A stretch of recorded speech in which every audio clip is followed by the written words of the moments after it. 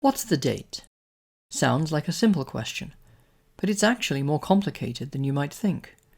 Calendars have always had three basic purposes. One is practical, another political, and the other is spiritual. Practical might relate to measuring or predicting the seasons. Political might relate to marking important historical events, and spiritual usually relates to religious festivals or rituals. There are three basic types of calendar: lunar, solar, or a combination of the two of them. For example, Muslims use a pure lunar calendar that pays no attention to the seasons. The festival of Eid might therefore sometimes occur during winter and sometimes during summer. Our current widely used calendar, called the Gregorian calendar, is a pure solar calendar, based on the 365 days it takes the Earth to rotate around the Sun. Other calendars are complex and give us some insight into the advanced level of mathematical precision of ancient civilizations. For example, the Hindu calendar, devised 1500 years ago, is a highly sophisticated calendar involving lunar, solar, and stellar observations. Via a complex set of calculations, it determines the precise length of the solar year as exactly 365 and a quarter days. Most calendars have a practical purpose, which is simply to measure the passage of time. For example, a lunar calendar operates on the very simple observation that the moon goes from full to full every 29 days or so. Once we get used to the observation, we can easily tell what part of the lunar month we are in just by looking up at the night sky. With solar calendars, on the other hand, it is more difficult to work out where in the year we are from day to day, but they are very important to help work out what time of the year to, for example, plant crops or to harvest them. In ancient Egypt, the most important event in the year was the annual flooding of the Nile.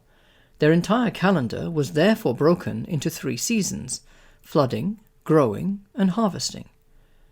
In many cultures around the world, religious festivals are celebrated at the same time every year. There are indications in ancient Vedic texts, dating back to around 1000 BC, about certain rituals needing to be performed at specific times of the year. Today, the most obvious examples of this are Christmas and Easter. In Western Europe, Christmas is celebrated on the 25th of December, although this is not the case everywhere in the Christian world. Easter, on the other hand, seems to change its date each year, falling between the end of March and the middle of April. The reason for this is that Christmas is calculated according to a simple solar calendar. Easter, on the other hand, is calculated as being the first full moon after the spring equinox. It therefore combines solar and lunar calculations. However, there is also a political element to calendars. For example, if you were to think about what year or century you're currently in, you would probably say that it was the 21st century. But 21 centuries from what? Well, obviously from the birth of Christ. But why is this the point at which we begin our count of years? What relevance does the birth of Jesus have to Hindus living in southern India or people living in the Far East? In much of the Muslim world, stretching from North Africa to Indonesia in the Far East, it is the 15th century. The Chinese would say that we are in the 48th century, and according to the Jewish calendar, we are in the 58th century. That's 58 centuries from the creation of the world, according to the dates found in the Torah. The Chinese calendar starts its year 1 with the reign of the legendary first emperor of China, and the Islamic calendar dates from the founding of the first Muslim community. Each of these has its own start point of critical significance, either for religious or political reasons. So what is the reason that most of the world now uses the calendar that we're all used to? This relates mainly to the process of conquest and colonization of most of the world by European powers about 200 years ago, and the imposition of that calendar upon the conquered people.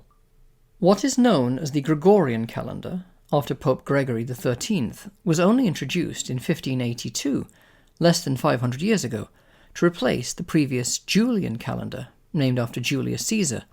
This had been in place since the time of the Roman Empire across most of Europe. It took 500 years for the year of Jesus' birth even to be recognized as year one of this Christian calendar, and centuries more for it to be adopted even in Europe.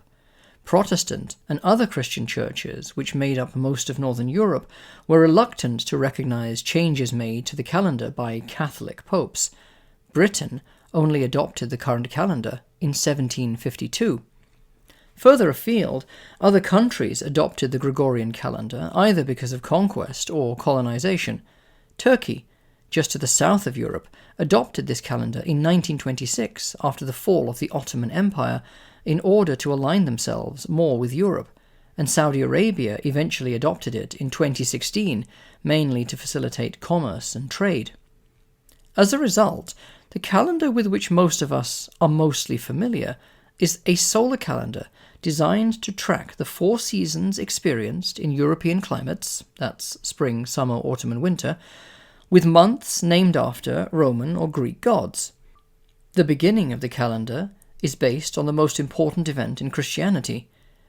Yet this calendar applies in regions of the world that do not have those seasons, have never heard of those Roman gods, and for whom the birth of Jesus means little to nothing. Its adoption has not been for practical or religious reasons, but rather because of the political, economic, and military might of European powers 200 years ago. The adoption of this calendar, in turn, helps to give the impression that the events, culture, and history of Europe are more important than those of other places in the world.